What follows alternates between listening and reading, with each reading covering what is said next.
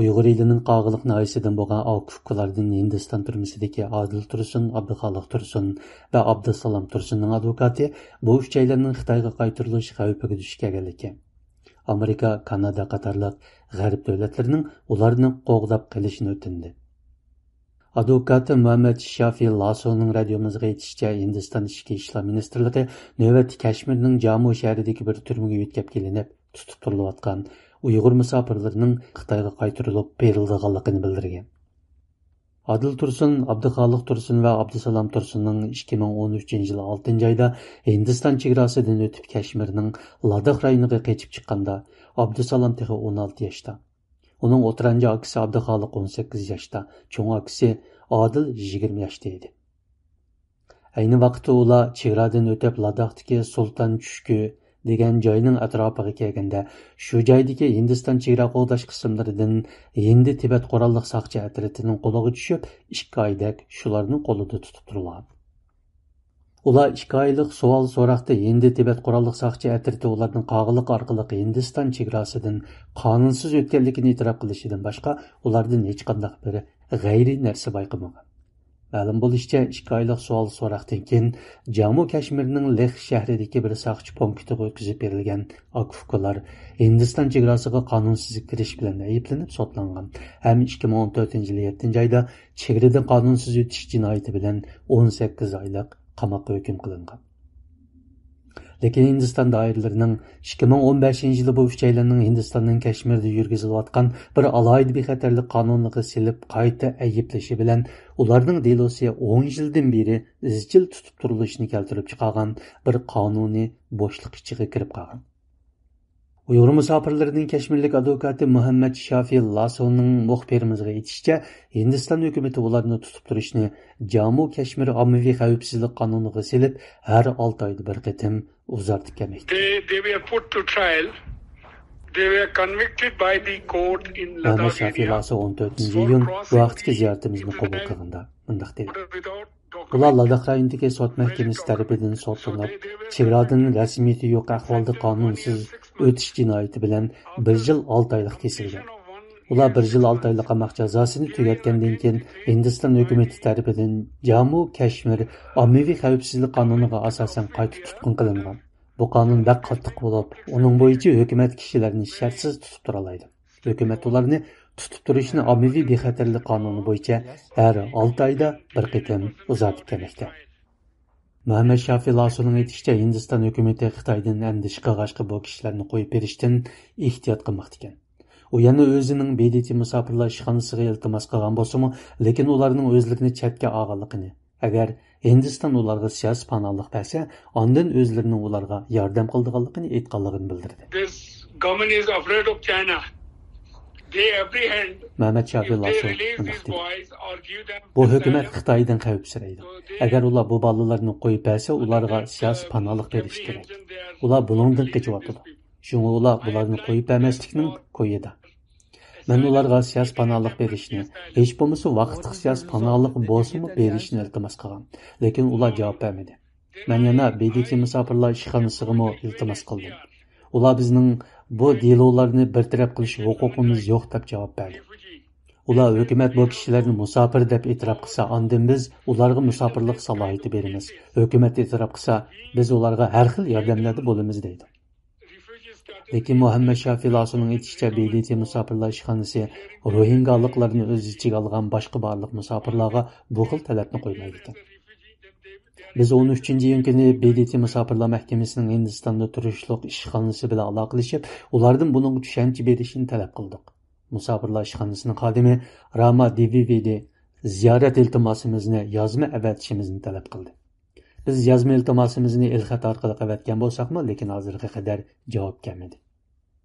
Hindiston doiralarining BDT kishilik huquq oliy komissari ishxonasi musofirlar mahkamasi va Amerika qatorliq davlatlar Uyg'ur musofirlarini Xitoyga qaytarmaslikka chaqirayotgan. Hatto Kanada 10 ming Uyg'ur musofirni Kanadaga o'rinlashtirishni qaror qilgan bir vaqtda 3 Uyg'urni uzun muddat tutib turishi ham Xitoyga qaytarishni planlashi kishilik huquq tashkilotlarida andish qo'zg'adi.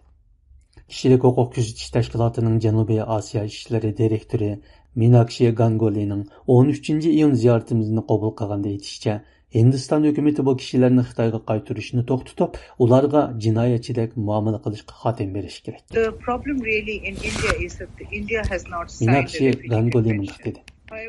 Bu yerdagi masala Hindiston BDT musofirlar ahdnomasiga imzo qo'ymagan. Lekin Hindiston doiralari shuni bilish kerak. BDT Xitoy hukumatining Uyg'urlar qaratgan dafsandichilikning insoniyatga qarshi jinoyat tashkil qilishi mumkinligini e'lon qilgan.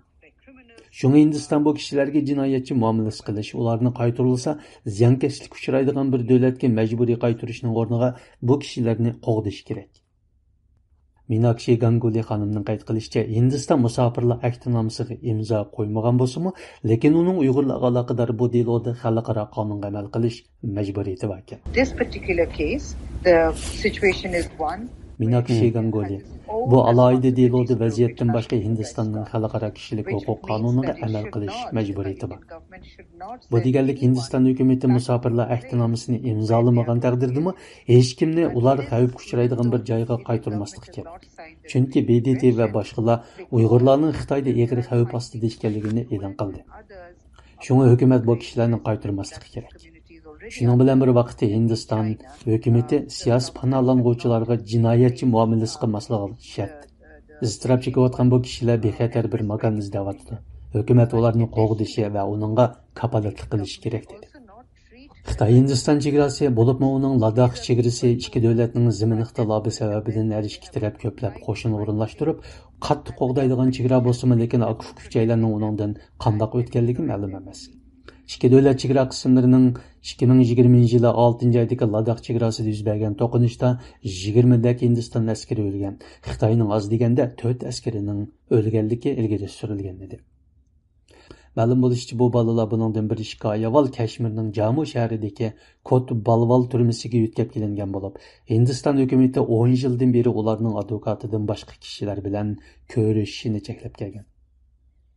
Advokat Muhammad Shafi Laso tashqi dunyodan ularning izdirkini qiladigan hech kim chiqmaganligini bildirmoqda. Uning aytishicha, agar biror davlat ularga siyosiy panohlik berishga qo'shilsa, u Hindiston oliy sotiga arz qilib ularni qo'yib berishni talab qiladi ekan. I am the only person who is taking up their case. So Muhammad Shafi Laso men ularning delosiga aralashgan bir dillar kishi. Men bu delo to'g'riliq hamma yerga iltimos qilib baqdim. Men Kanada hukumatiga xat yozib ularga siyosiy panohlik berishini talab qildim.